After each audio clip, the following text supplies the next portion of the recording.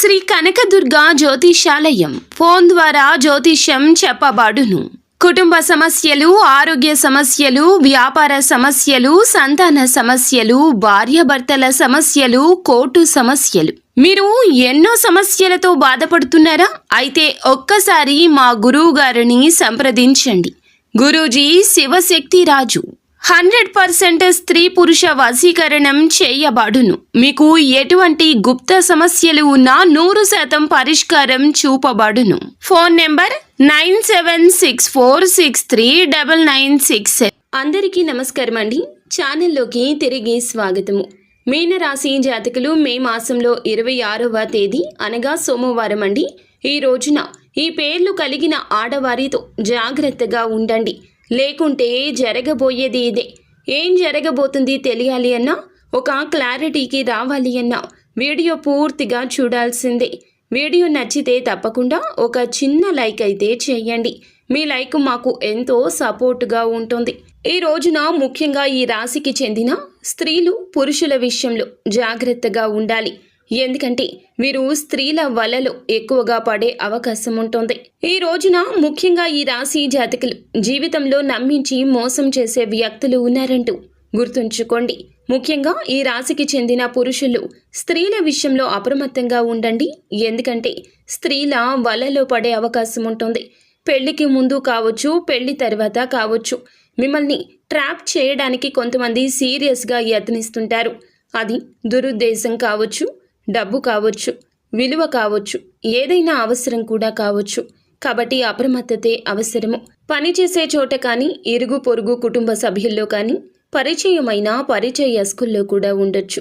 ఎటువంటి పరిచయం లేని స్త్రీలు కూడా కావచ్చు. బస్టాండ్, రైల్వే స్టేషన్లో, దూర ప్రయాణాల్లో పరిచయం అవుతున్న అపరిచితులు కూడా కావచ్చు. మీ మొబైల్ నెంబర్ తీసుకుంటారు, మిమ్మల్ని ట్రాప్ చేయడానికి యత్నిస్తారు. లేదా మీ యొక్క అన్ని సమాచారాలు కూడా తెలివిగా రాబడతారు.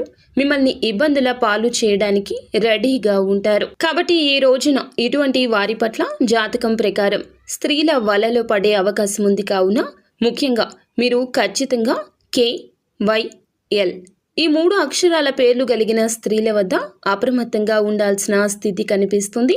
ఇలా ప్రతి ఒక్క అమ్మాయిని అనుమానించాల్సిన అవసరం లేదండి. మీ జాగ్రత్తల్లో మీరు ఉంటే సరిపోతుంది. కావున అప్రమత్తంగా ఉండండి. మిగతా విషయాలు చూస్తే గనక ఈ రాశి జాతకులు మాట తీరు వలన ఈ రోజున కొందరు వ్యక్తులతో గొడవలు పడే అవకాశం కనిపిస్తుంది. కావున మాట విషయంలో జాగ్రత్తగా ఉండండి. అంతేకాకుండా స్త్రీలు అయినా పురుషులు అయినా ఎదుటి వారితో మీరు ఏ విధమైన బలహీనత గురించి చెప్పుకోవద్దు. మీ యొక్క కష్టాన్ని చెప్పుకోకూడదు.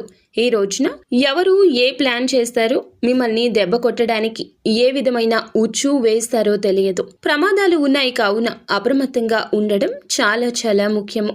మిమ్మల్ని ట్రాప్ చేయడానికి యత్నించేవారు వ్యాపారంలో, ఉద్యోగంలో కూడా ఉండొచ్చు. అలాగే ఈ రోజున కాస్తంత ఎక్కువ ఖర్చులు పెట్టించడానికి కూడా కొంతమంది యత్నిస్తున్నారు. కావున ధనం విషయంలో అప్రమత్తత అవసరము. ఆకస్మిక ధన లబ్ధి కూడా ఈ రోజు చేరే అవకాశం కనిపిస్తుంది. అలాగే భార్యతో ఉన్న చిన్న చిన్న మనస్పర్ధల గురించి ఎక్కడా కూడా ఈ రోజు ప్రస్తావించొద్దు.